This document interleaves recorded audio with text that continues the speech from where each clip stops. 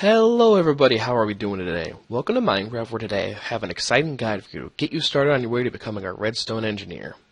So if you don't know, redstone is the power source in Minecraft, giving birth to thousands of creative inventions from hidden doors to automated mining facilities and even fully functioning computers inside of Minecraft.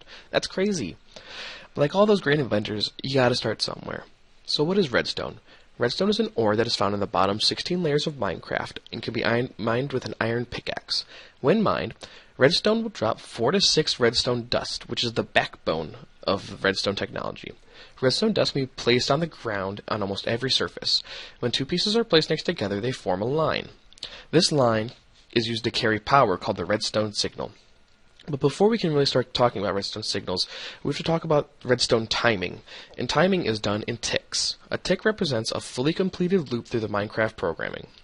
There are 20 ticks in 1 second, so a tick lasts 0.05 seconds. For the purpose of this guide, though, we'll be talking about redstone ticks, which are half that length.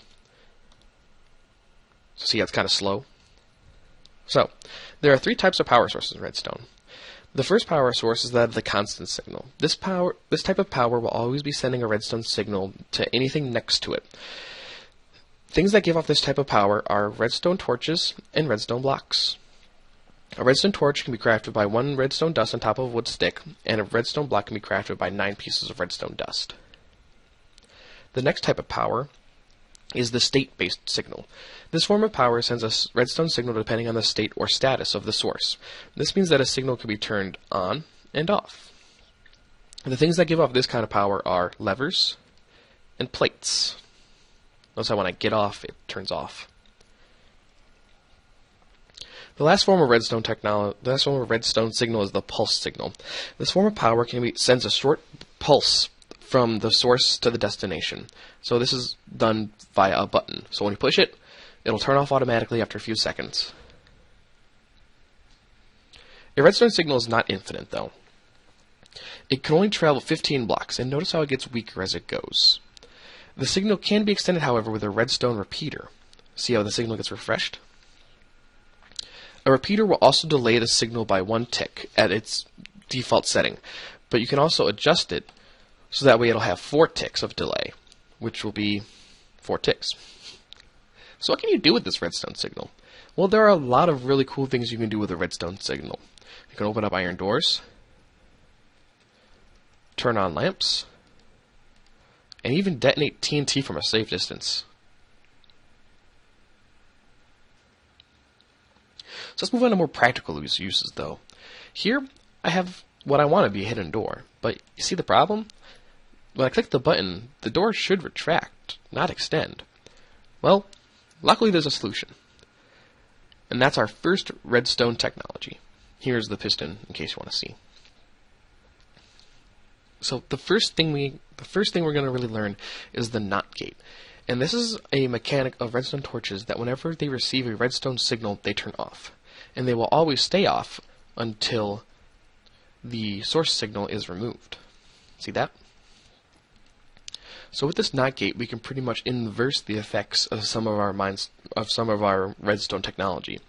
So if we come over to the same door, but now with a NOT gate added, the pistons are always extended until that button is pushed. So if we push the button, the door will open. So if we push the button, you can see our treasure room. Pretty cool.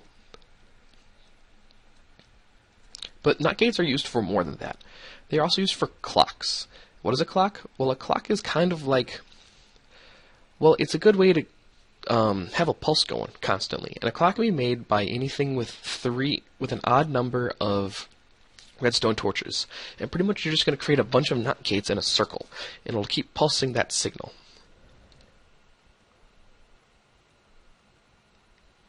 Pretty cool, huh? And clocks are also adjustable. You can make them bigger or smaller.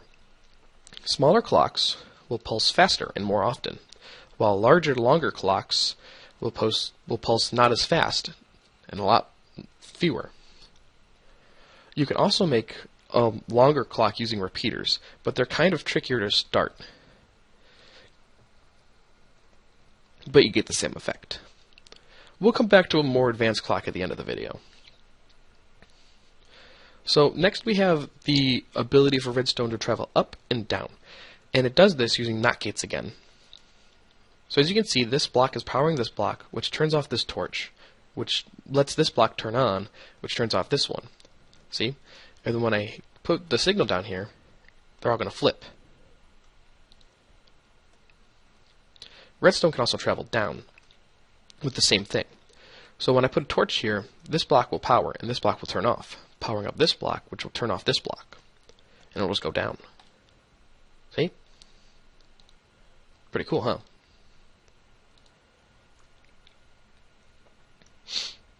Next we have a very important device in Redstone called the piston. And a piston comes in two different kinds, regular and sticky.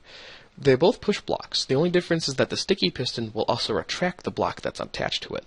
So, if we put it down here, the normal piston will push it up, but it won't pull it back down. It'll kind of just stay up there. But with a sticky piston, it'll bring it back down. Both of these pistons are very useful in their own ways. You just kind of got to know which one to use when. So now that we've gone over basic pistons and other things, it's time to talk about logic gates. These things are really important when it comes to Minecraft. So this first one we're at is called the AND gate.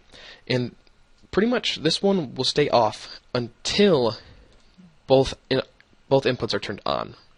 And it'll turn on. Notice how if we have one on and one off, it won't work. They both have to be on.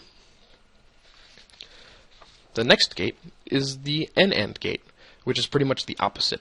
Both have to be turned on for the light to turn off.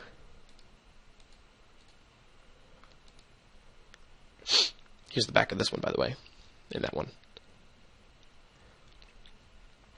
The next gate is the OR gate, which pretty much says that, hey, one or more of these have to be on, or both. So pretty much the only time the redstone lamp will be off is when they're both off. The next gate is the NOR gate, which is the exact opposite, which means that whenever one of these things, when both of these things are off, it'll turn on. Or both of these are on, sorry. Both of these are on, the light will turn off. But anything else will turn the light on. That's daytime again.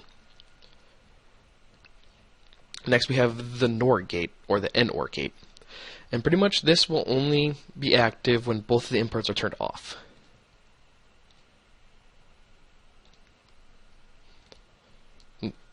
Yeah. Oh, wait.